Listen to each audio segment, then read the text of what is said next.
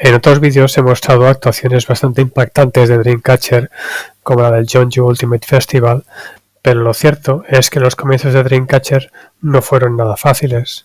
A pesar de que la empresa se tomó la molestia de llevarlos hasta Francia para grabar unos videoclips muy bien ambientados, y también se hicieron videoclips de promoción muy chulos, como este de Good Night, con un ambiente muy tétrico y muy sombrío. Y aunque evidentemente también fueron a televisión a presentar sus canciones, lo cierto es que a fin de cuentas Happy Face Entertainment era una empresa muy pequeña y no podían tener la promoción que tenían otras bandas, así que tuvieron que hacer todo tipo de cosas. Que resulta que hay un escenario montado en una celebración, una fiesta, lo que sea, pues van allí y tocan. Que resulta que se puede actuar en un centro comercial o en un auditorio, algún sitio donde se puede tener la posibilidad de bailar en vivo, pues se hace. Y de hecho estas actuaciones no tienen por qué ser peores que las otras. De hecho este baile que hacen de Full Moon en una especie de centro comercial me parece increíble y es una buenísima manera de ver qué maravillosa coreografía tiene esta canción. Aparte de que es una manera de estar cerca de los fans y dar una imagen de más cercanía, no la típica de la idol que está como muy arriba y es inalcanzable.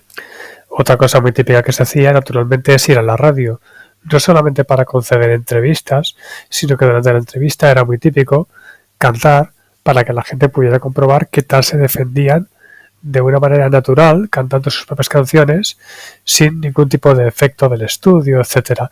Y no lo hacía solamente Dreamcatcher, sino que también podemos ver a otras contemporáneas suyas, a las Blackpink por aquel entonces, también defendiendo sus canciones en la radio.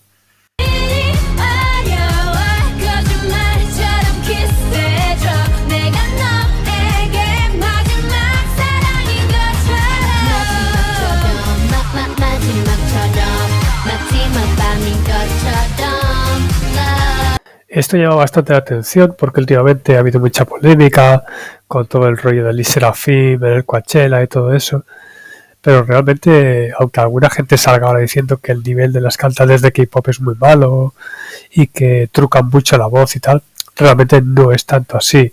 Y este tipo de cosas son una muestra de que las bandas intentan ser honestas y demostrar que son capaces de hacerlo bien. Lo que pasa es que es un estilo en el que premia a veces más lo visual y el baile que no específicamente en la capacidad de cantar, ¿no? De todas maneras, este es un tema muy profundo y ya lo explicaré en otro vídeo. De momento vamos a escuchar cómo Dreamcatcher defendía sus canciones en la radio.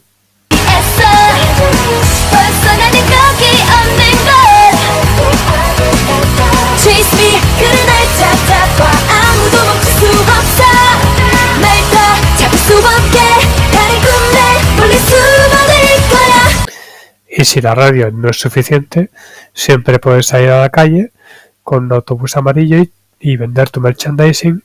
Y si la gente no te hace caso, puedes poner a la jovencita del grupo, a la guapísima Gayeon, a hacer monerías a ver si así la gente te escucha.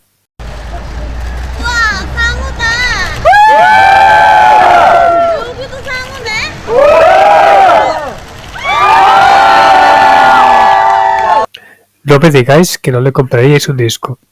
Pero aparte de estas cosas, no podía faltar lo que ya comenté en otro vídeo, la afición de los coreanos a promocionarse en realities y en programas de entrevista humorísticos donde hacen todo tipo de payasadas.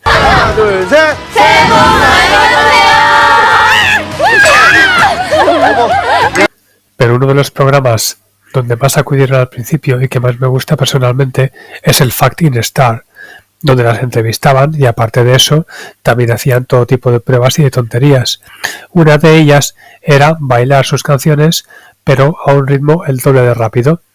En una ocasión en la que fallaron en una de las pruebas pudimos ver otra vez más a Gayeon desplegando sus monerías para intentar convencer al presentador de que les diera otra oportunidad.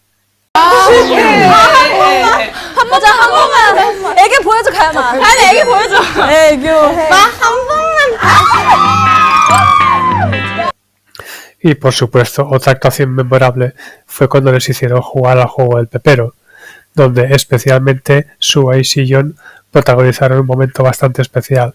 Pero de esto ya hablaré en otro vídeo porque es un tema que merece un comentario completamente aparte.